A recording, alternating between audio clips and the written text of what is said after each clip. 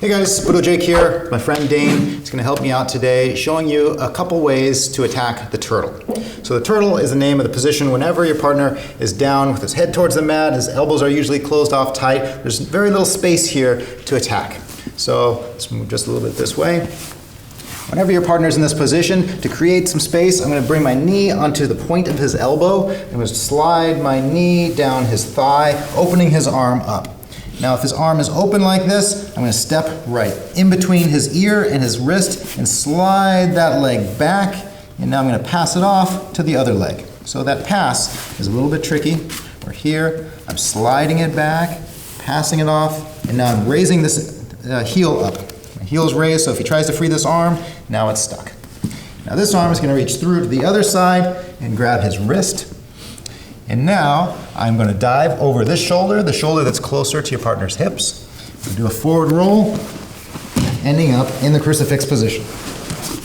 So from here, I'm already controlling his hand, and I'm pushing it down towards his hips. If I keep it up here, he's going to try to defend my choke. I don't want this hand anywhere near the choking hand, so I'm pushing it down. Also notice I'm not holding his wrist. If I hold his wrist, he can rotate his arm, and he can start to free himself. So I'm holding the blade of his hand, pushing the palm away. So not the palm towards his head, but the palm towards his hips. Try to free your hand now. Now I have good control of his arm. Now he has no defense for this arm to slide under his chin, cup his shoulder, and finish the choke. Let's go back again. Once again, he's closed off nice and tight here. I'm going to bring my knee to his elbow, slide down, opening this up. I'm going to pass this off to the other leg, straighten this leg out, and pass his arm off to the other leg.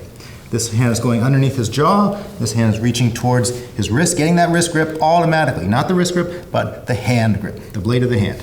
This arm is already in front of his face. Now I just need to roll. Now we're in the crucifix position. This hand is pushing towards the crotch. This hand's coming underneath his jaw, cupping his shoulder. You don't need to have two hands to finish this choke. And now it's just rolling the wrist up. One more time, in real time.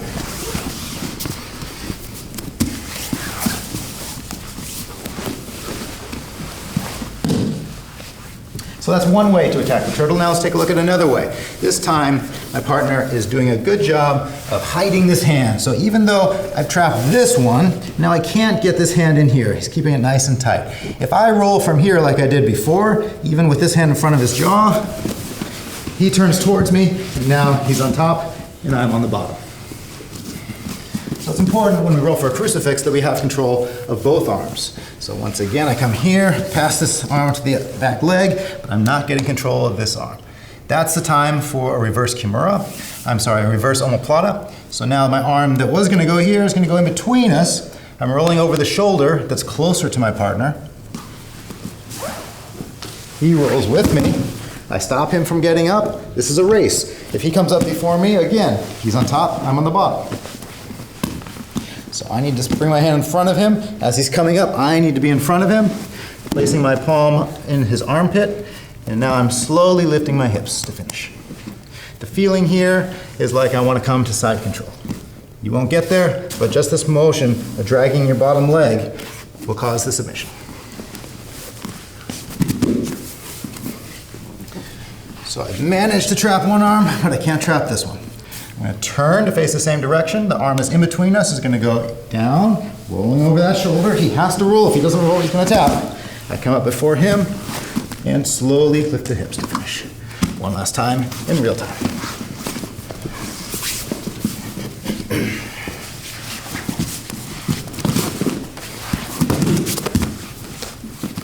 So there you go, guys. A couple ways to attack the turtle. And if you master these attacks, you'll be ahead of your partner. Turtle attacks are not something that's really common. Crucifix is, while it's a dominant position, it's not a position that you get points for in a standard jiu-jitsu competition. So not a lot of people practice the attacks and the defenses from it. So if you practice it, you'll be one step ahead of your partner. Good luck, guys.